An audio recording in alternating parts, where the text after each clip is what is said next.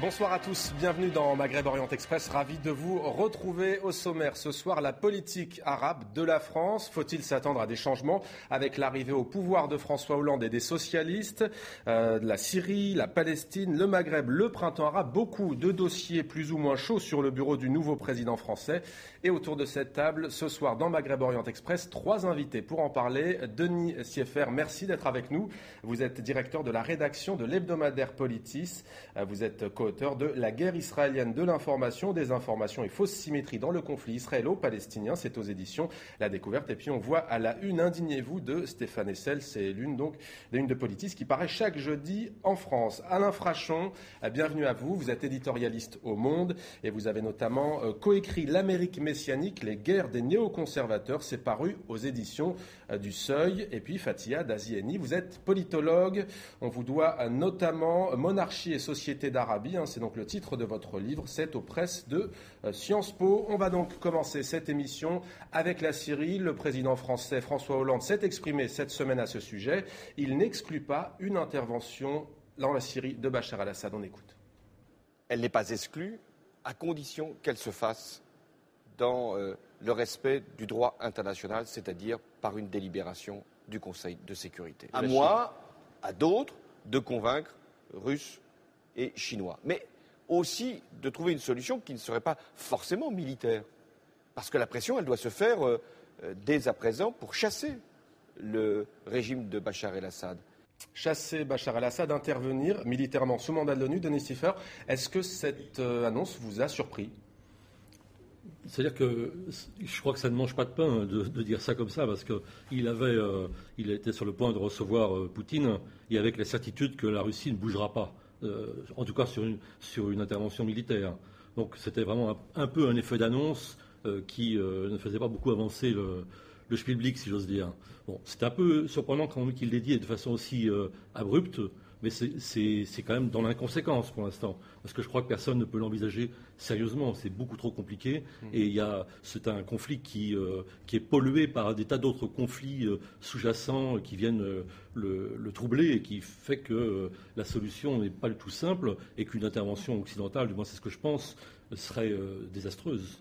Alors Alain Frachon, c'est une hypothèse qui paraît, dit Denis Sieffer, éloignée. Cela dit, les mots sont importants, puisque le thème de l'émission, c'est changement ou continuité. Est-ce que ce n'est pas là le premier signe d'une certaine continuité entre Nicolas Sarkozy et François Hollande ? Oui, il faut dire aussi que c'est de bonne pression politique que de dire qu'a priori le Conseil de sécurité n'exclut pas une intervention militaire. Ça relève du Conseil de sécurité. Si le Conseil de sécurité considère que le conflit interne à la Syrie menace la paix régionale, il peut donner son feu vert à une intervention militaire. Pas forcément occidentale d'ailleurs. On peut imaginer qu'elle serait faite avec la Ligue arabe, voire avec la Russie. Enfin, on peut imaginer toutes sortes de possibilités. Je suis comme Denis. Je n'y crois pas, ça ne me paraît pas du tout être la clé de la solution en Syrie, et je vois à plus forte raison très mal les Occidentaux, même avec un feu vert, comme ils l'ont eu pour la Libye, même avec un feu vert du Conseil de sécurité, se lancer dans quelque chose qui ressemblerait à une intervention armée en Syrie. Fatia Dazieni, justement, puisque Alain Frachon évoque la Libye, est-ce que finalement, la manière dont ça s'est déroulé en Libye, à savoir une résolution qui visait à protéger des civils et qui a fini par l'élimination pure et simple d'un homme, quoi qu'on en pense, est-ce que finalement, c'est pas ça qui, aujourd'hui, participe de la tragédie syrienne ? Oui, et puis il ne faut pas oublier que la Libye a constitué un précédent, et c'est pour ça qu'il y a ce tel blocage au sein du Conseil de sécurité aujourd'hui. La Russie et la Chine se sont sentis trahis par cette intervention militaire en Libye. Donc ils avaient non pas voté la résolution de 1973 pour la protection des civils, mais s'y étaient pas opposés. Donc lorsque 5 ou 6 jours après cette résolution, on décide d'intervenir militairement en Libye, c'est vécu comme une vraie trahison par les Chinois et les Russes. Et ils ne veulent absolument pas que cela se reproduise en Syrie. Et puis, comme l'ont dit Denis et Alain, oui, ça paraît tout à fait compliqué et extrêmement complexe dans le contexte syrien d'intervenir militairement. Alors, Denis Sieffer, pourquoi parle-t-on de politique arabe ? Parce que finalement, certains pourraient nous dire, mais qu'est-ce que c'est que ce terme ? Moi, j'y mets souvent des guillemets à l'écrit, à l'antenne, on ne peut pas les mettre. Qu'est-ce que la politique arabe de la France ? Est-ce à dire que finalement, il y a quoi ? Il y a des liens particuliers avec certains pays de la région ? Est-ce qu'il y a des réseaux, comme on a, par exemple, dans ce qu'on appelle la France-Afrique ? Alors vous avez raison de mettre des guillemets, parce que je n'y crois pas beaucoup non plus à la politique arabe. Ça a eu une réalité historique, mais je crois que c'est la rupture qui a été marquée par De Gaulle en 62 au lendemain de la guerre d'Algérie et avec la fameuse conférence de presse 67 par rapport à l'état un peu fusionnel que la France entretenait avec Israël sous la 4e République. Et donc il y a eu un revirement, et c'est ça qu'on a appelé la politique arabe, qui d'ailleurs même à l'époque était peut-être un petit peu abusif déjà, parce que les contrats avec Israël ont été honorés, il n'y a pas eu de rupture commerciale, etc. Aujourd'hui, ça n'a vraiment plus grand sens. D'une part parce que ça appartient à l'histoire, du point de vue de l'histoire de France, et d'autre part parce que je ne sais plus trop bien ce que c'est que le monde arabe. Alors on peut dire oui, une langue, une culture, etc., ça c'est évident, mais en même temps quand on voit les déchirements au sein de ce monde arabe, ça n'a plus une réalité très très homogène, c'est le moins qu'on puisse dire. Alain Frachon, j'aimerais vous montrer un dessin, vous connaissez très bien ce dessinateur, cet artiste, vous aussi d'ailleurs Denis, et peut-être Fathia également, il s'appelle Aurel. Alors voilà, alors on la joue gaulo-mitterrandiste ou néo-atlantiste, et François Hollande qui lui répond, on la joue normal. Alors ça fait sourire Fathia, mais Alain Frachon, on ne sait pas vraiment à quoi s'attendre s'agissant de la politique étrangère et pour ce qui nous concerne ce soir de la politique arabe de la France. Avec François Hollande, le thème était absent de la campagne électorale. Comme toutes les campagnes électorales, au moins en Europe et aux États-Unis, elles tournent autour des questions de politique intérieure et c'est bien légitime. Écoutez, il y a quand même quelque chose d'assez clair depuis 40 ans à peu près, c'est la grande continuité de la politique extérieure de la France. La politique arabe de la France est un des éléments de cette politique et elle me paraît aussi relever d'une très grande continuité. Maintenant, est-ce qu'on peut parler de la politique arabe en englobant aussi la politique à l'adresse du Maghreb? C'est un peu différent, les liens sont de nature un peu différente avec le Maghreb. Mais sinon, honnêtement, je ne vois pas ce qui distingue particulièrement la politique arabe de la France de celle de la Grande-Bretagne, de l'Italie, voire de l'Allemagne, à quelques nuances près, qui ont leur importance. Donc on la joue néo-atlantiste alors, c'est ça en fait. Exactement, je serais comme ça, moi aussi. Fathia Daziani, j'aimerais vous lire ce que dit Denis Sieffer récemment dans Politis. Il parle de la politique désastreuse menée par Guy Mollet en Algérie, qui reste comme la plus grande honte de l'histoire du socialisme français. Est-ce qu'aujourd'hui on peut encore raisonner en disant la droite a toujours été plutôt pro-arabe sur le papier, les socialistes ont toujours été plutôt, par exemple dans le conflit du Proche-Orient, plutôt pro-israélien? C'est comme ça que c'était perçu jusqu'à l'arrivée de Mitterrand. Lorsque Mitterrand a sauvé Arafat de la situation dans laquelle il était au Liban, les choses ont été inversées. Avec l'arrivée de Nicolas Sarkozy, qui a quand même beaucoup manifesté sa très grande amitié personnelle avec Benjamin Netanyahou, ça s'est réinversé. Aujourd'hui, ce qu'on attend, je pense, au Maghreb et notamment en Algérie de François Hollande, c'est effectivement un retour à une politique plus articulée sur l'Afrique du Nord, sur le Maghreb. Une inflexion stratégique par rapport un petit peu à ce qui a été mené par Nicolas Sarkozy sur le Golfe. Il va falloir lâcher le Qatar, si vous voulez que ce soit réorienté vers le Maghreb. Non, sans lâcher en tout personne. Cas, sur la forme. Oui, non, mais sans lâcher les acquis qui ont été les acquis de la France, et pas simplement du mandat Sarkozy dans le Golfe. Il faut bien se rendre compte qu'aujourd'hui, les enjeux les plus dangereux pour la France et l'Europe se situent au Sahel et en Afrique du Nord. Alors, donc, on célèbre le cinquantenaire de l'indépendance de l'Algérie. Est-ce que vous iriez à dire que François Hollande doit faire un geste et doit reconnaître la responsabilité de la France et présenter des excuses? On sait que c'est un grand tabou entre les deux pays. C'est votre avis? En tout cas, les Algériens attendent effectivement un geste de François Hollande.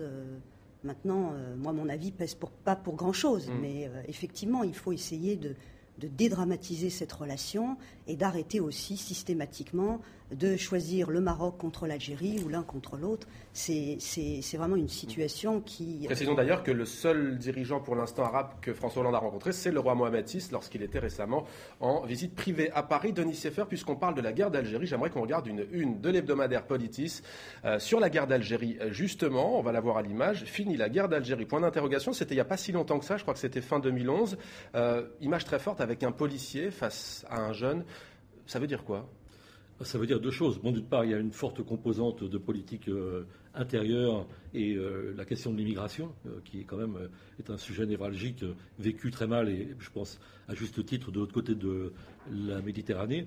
Et puis aussi, il y a un retour de colonialisme, en tout cas dans la culture et dans le discours, un certain discours politique, plutôt dans la fin de l'ère Sarkozy. Là, je crois qu'il y a eu une revalorisation, c'est les aspects positifs du colonialisme. Vous vous souvenez de ce débat, etc.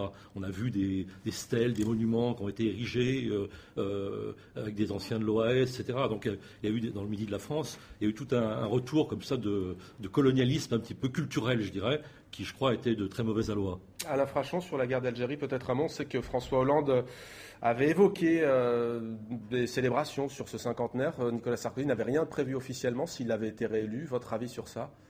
Écoutez, je ne sais pas, on dit qu'il a fait son stage de l'ENA, je crois, à l'ambassade de France à Alger, et qu'il a une affection particulière pour l'Algérie. Je n'en sais strictement rien, je n'en ai jamais parlé avec lui.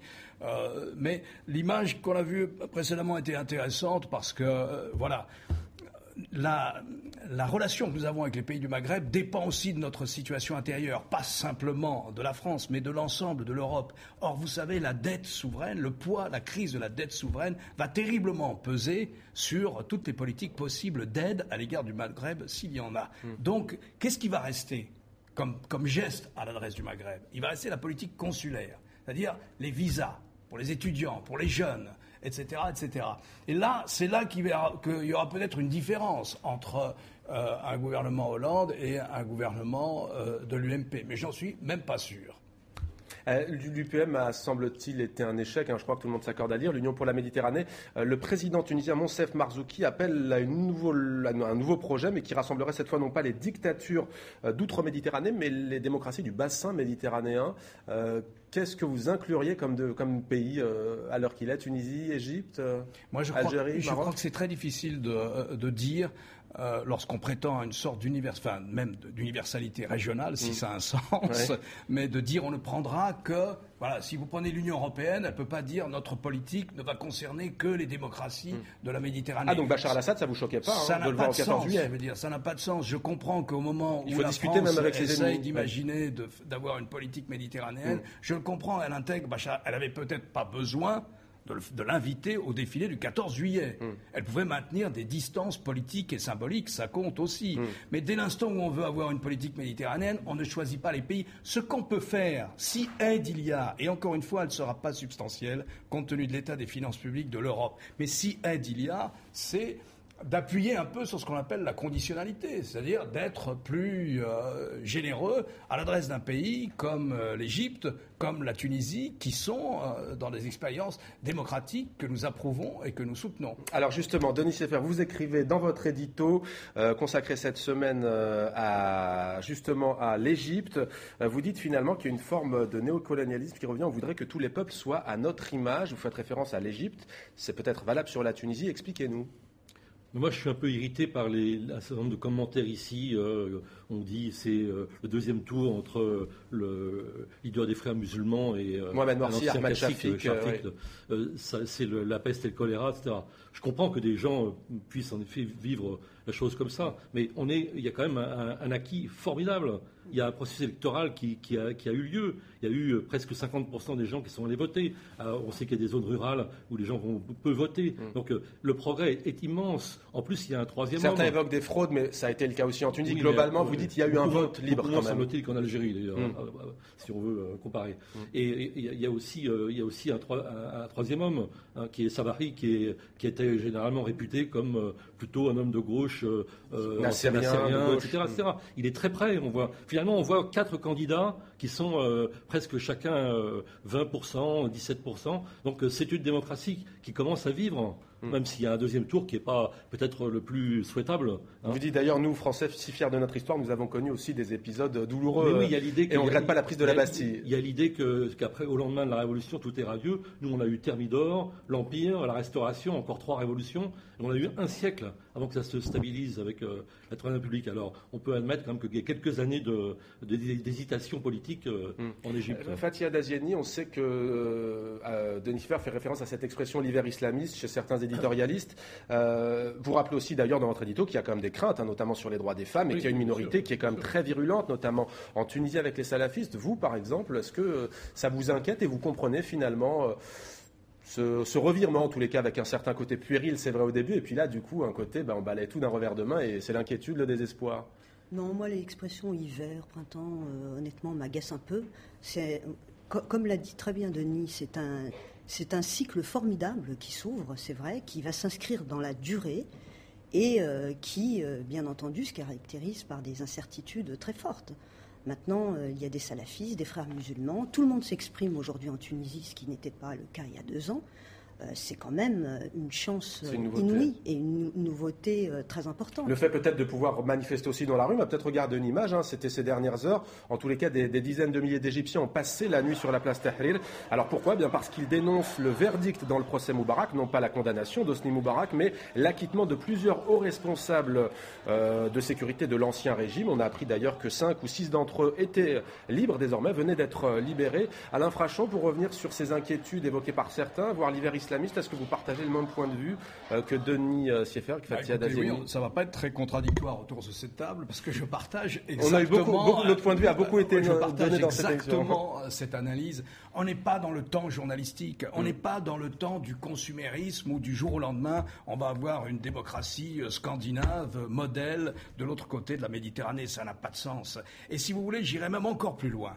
Derrière cette manière, ici à Paris ou ailleurs en Europe, d'exprimer le regret que c'est les frères musulmans qui semblent gagner les élections, etc., moi j'y vois une sorte de regard néocolonial, comme si cela dépendait de nous, si vous voulez, comme si les choix électoraux que font les Égyptiens ou les Tunisiens dépendent de nous. Ça ne dépend pas de nous. On est dans une phase historique, on n'est pas dans le temps journalistique. Et cette phase historique, elle va nous réserver des surprises. Il y aura, c'est normal, mais regardez ce qui s'est passé par exemple en Europe de l'Est et en Europe centrale en 1989, 90, 91. Parfois 5 à 6 ans de déstabilisation, et alors que c'était des pays qui avaient connu avant la guerre la démocratie. Donc voilà, non, je ne suis pas étonné et j'ai la même exaspération à l'égard de ces commentaires sur la nuit islamiste ou au contraire, enfin, en même tout temps, ce qu'on peut entendre ici aujourd'hui. Là encore, Denis Sieffert, sur cette question-là, honnêtement, entre le Parti socialiste et l'UMP, est-ce que vous attendez à un changement profond dans la manière de voir les choses ? Le président tunisien, Monsef Marzouki, disait récemment la France est le pays d'Europe qui nous comprend le moins bien. Alors, on a pourtant des liens avec lui. Oui, je ne crois pas non plus qu'il y ait des grandes ruptures, qu'il faille aspirer des grandes ruptures. Je pense qu'il y a en effet une continuité qu'on peut imaginer. Mais, donc le changement, c'est maintenant, ça vient dans cette émission, la continuité, c'est maintenant, en tout cas en termes de politique étrangère. Il peut y avoir des changements. D'abord, les changements sur la question de l'immigration, par exemple, qui était quand même un sujet aussi très sensible. Ça, je crois que à la marge, ça va pas être, on va pas admettre toute la misère du monde, comme disait autrefois Rocard. Mais malgré tout, on a vu l'abolition de la circulaire Guéant pour les étudiants étrangers, etc. Il y a des signes peuvent être quand même donnés, des infléchissements. Ça ne sera pas pareil, mais ce ne sera pas non plus une discontinuité spectaculaire. Mais vous pensez sincèrement, Fathia Daziani, qu'à Alger, à Rabat ou dans d'autres pays arabes, on fait attention à ces politiques-là ? Je veux dire, le Qatar, ça ne les a pas empêchés de signer des contrats, alors que finalement certaines minorités étaient visées en France. Non, mais bon, on va tout de même pas faire la comparaison audacieuse entre le Qatar et sa dynamique très business et ce qu'attendent les populations et les dirigeants maghrébins. C'est un lien extrêmement fort avec la France. Il y a une attente très forte, donc c'est pas du tout comparable.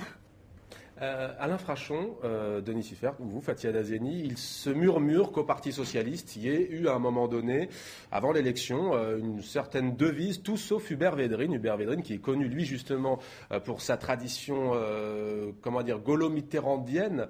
Est-ce que vous avez, vous, des échos sur le fait qu'un homme comme Hubert Védrine ait été écarté de l'équipe Hollande parce que, sur la Palestine notamment, il a des visions un peu différentes ? Alors je n'ai pas d'informations particulières là-dessus, mais on peut imaginer en effet qu'il y a eu un débat, parce qu'il y a un vrai débat. Là, ça nous amène sur le conflit israélo-palestinien, en effet, où il a quand même des positions qui sont assez originales et assez courageuses, je trouve, qui peuvent ne pas plaire à tous les caciques du Parti socialiste. Laurent Fabius, vous qui êtes très attaché dans politique au conflit israélo-palestinien, vous pensez qu'il peut prendre des initiatives? Pour l'instant, il reste prudent et dit on va discuter avec les uns et les autres. Alors, je dirais une seule chose pour l'instant, si on veut parler non pas des intentions, des mots et des psychologies hypothétiques et tout ça, il a fait un acte, c'est qu'il a nommé comme directeur de son cabinet un homme qui s'appelle Denis Piéton, qui fut consul de France à Jérusalem, qui est réputé pour être un homme courageux, engagé dans les limites de la diplomatie française.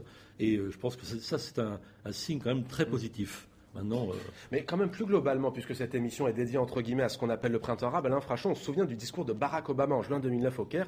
Pourquoi François Hollande ne profite pas de ce qui se passe en Égypte, en Tunisie, de ce bouillonnement, de cette soif de liberté, de changement, pour faire un grand discours justement à destination de ces pays? On a l'impression que c'est risqué. Écoutez, d'abord, je vous renverrai la question. En quoi le discours de Barack Obama du Caire, remarquable discours, effectivement, où il condamnait tout ce que la politique américaine pouvait ressembler d'anti-islamique, que ce soit dans le monde arabe ou en Asie, en quoi a-t-elle véritablement changé la politique américaine? Pas vraiment. Ça, on sera d'accord, ça n'a pas été suivi L'image des États-Unis dans le monde arabo-musulman, elle est façonnée par la politique américaine à l'égard du conflit israélo-palestinien. C'est un conflit marginal pour les États-Unis, pour les Européens aussi. Ce n'est pas un conflit qui a un impact stratégique énorme, mais l'impact dans la psychologie collective des peuples de la région est énorme. Et en ce sens, il est déterminant, ce conflit. Or, sur cette pédale-là du conflit israélo-palestinien, Barack Obama n'a pas appuyé dessus. Mais prenez le discours, le premier voyage que fait François Mitterrand, un des premiers voyages que fait François Mitterrand, c'est en Israël. Prenez le discours de la Knesset de François Mitterrand. C'est le même que celui de Nicolas Sarkozy. Et il éprouvera la même déception que Nicolas Sarkozy. Et Sarkozy, au bout d'un an, aura compris que ce n'est pas en resserrant les relations avec Israël qu'il pourra peser sur la politique de Netanyahou. Il y aura la même déception. Et par ailleurs, Sarkozy entretiendra les meilleures relations avec Mahmoud Abbas. Quand je vous parlais de continuité, elle est frappante, là. Je ne vois pas de sensibilité différente. À mon avis, si Hubert Védrine, je n'ai pas d'informations particulières, mais exprime une sensibilité peut-être un peu différente de celle de François Hollande, c'est sur l'Europe. Et c'est sur la question du fédéralisme européen, plus que sur la question du conflit israélo-palestinien. Fathia Daziani, sur cette question peut-être du conflit israélo-palestinien, vous appelez-vous de vos voeux, vous allez bientôt écrire une tribune, à ce que la politique de la France soit plus réorientée vers le Maghreb que vers l'Arabie Saoudite, vers le Qatar, vers les monarchies du Golfe, voire peut-être vers le Proche-Orient. Est-ce que vous convenez quand même que le conflit israélo-palestinien reste quand même un des dossiers épineux dans le bassin méditerranéen ? Oui, bien sûr, c'est un conflit qui reste traumatique pour les populations arabes, c'est clair. Je ne pense pas du tout que François Hollande pourra peser sur ce conflit comme Nicolas Sarkozy avait pu tenter de le faire. Je pense très, très sincèrement, non pas qu'il faille se détacher de toute notre politique et les efforts que la France a investis dans le Golfe ces 40 dernières années, mais il faut une inflexion stratégique, bien sûr. Au lendemain de l'intervention en Libye, il y a quand même des effets collatéraux terribles dans la région Afrique du Nord-Sahel, et c'est cette région qui est, à mon avis, éminemment stratégique pour la France. Alors, il nous reste un peu plus d'une minute, peut-être rapidement chacun. Quel geste fort attendez-vous de François Hollande, le nouveau président français, à l'égard des pays du bassin méditerranéen ? Vous, c'est le Proche-Orient, Denis Sieffer, non ? Oui, le Proche-Orient, mais je pense que déjà, il faut qu'il y aille, qu'il y ait un certain nombre de contacts symboliques très forts, bien sûr. Alain Frachon ? Non, moi ce serait le Maghreb aussi, dans la mesure où la relation avec l'Algérie peut conditionner aussi ce qui se passe au Sahel, au Mali, etc. On a besoin que l'Algérie participe pleinement à normaliser, à stabiliser la situation. Je pense que l'axe stratégique de François Hollande devrait être effectivement le Maghreb et par-delà le Maghreb, le Sahel. Mais est-ce qu'au-delà au-delà des gestes forts, vous allez y revenir Fathia Daziani, est-ce que ce n'est pas finalement la manière aussi de procéder? Beaucoup d'acteurs en Égypte, en Tunisie, acteurs de la société civile, cinéastes, manifestants Place Tahrir, ils disent on veut être traité d'égal à égal finalement. Est-ce que ce n'est pas là aussi tout l'enjeu de cette politique étrangère de la France et d'ailleurs des autres pays européens, voire des États-Unis? Oui, et puis je veux dire, au-delà de ce qu'a dit Alain, effectivement, pour moi, la priorité des priorités, c'est le Maghreb, je le répète, un geste également vis-à-vis de l'Algérie, symbolique, et bien entendu, accompagner de manière un peu moins symbolique et au moins essayer de montrer qu'on comprend les processus en cours au Maghreb et en Égypte, et essayer, même si la crise en Europe est très forte, et que c'est la priorité du président Hollande, essayer d'accompagner un peu ces printemps arabes en termes de coopération de développement, sans pour autant rebâtir une pseudo-UPM très compliquée. Merci à tous les trois. N'oublions pas d'ailleurs que la Tunisie avait accueilli, on le rappelle souvent, 300 000 réfugiés libyens et qu'ils avaient été très bien accueillis en Tunisie, alors qu'en Europe, effectivement, 25 000 réfugiés sur l'île de Lampedusa avaient mis en panique, on va dire, nos dirigeants européens. C'est là aussi peut-être ce qui oppose les deux côtés de la Méditerranée, parfois à certains moments. Merci à tous les trois de nous avoir suivis. On se retrouve non pas dimanche prochain, mais dans 2 semaines, le 24 avril, pour cause d'élections législatives en France. On salue toutes celles et tous ceux qui nous suivent à Alexandrie-Lataquié, Constantine Sfax, Alger, Agadir ou encore Hébron. Et on se retrouve, j'ai bien dit, 24 juin et non pas 24 avril.